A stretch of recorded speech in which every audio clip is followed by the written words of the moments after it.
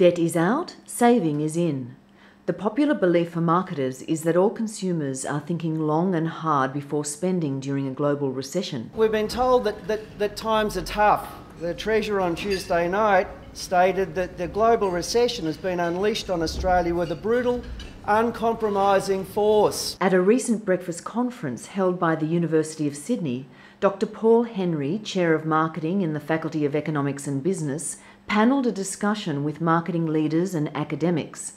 The conference addressed the impact of recession on consumer behaviour. There's no doubt that the weight of bad news has had a negative effect on aggregate consumer mood. A lot of you have seen it in your sales figures. Dr. Henry told the conference that despite a general downturn, spending amongst primary consumer groups is not as uniform as expected. We're going to see much more divergence in consumer types. It's going to range from people where their lifestyle doesn't change at all, where they're going to carry on as is, through to people that are going to make radical alterations in who they are, how they shop, what are their core beliefs in life. So we'll see more variation. It's a disparity being reflected in recent national data.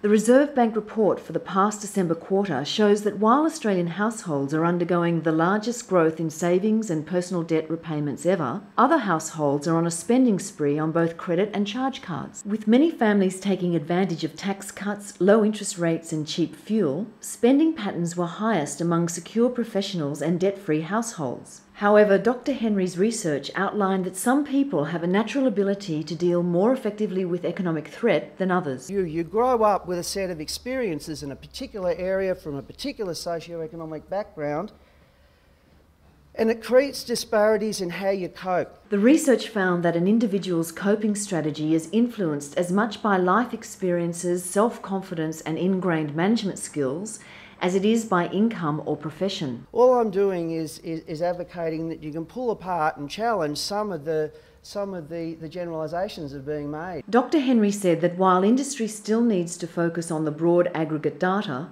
marketers are wise to consider individual profiles and adjust their marketing strategies accordingly. You may say, well, I'm a mass marketer, so I'm just going to run with the generalisations. That's fine, but at least understand what you're giving up by not looking under the hood.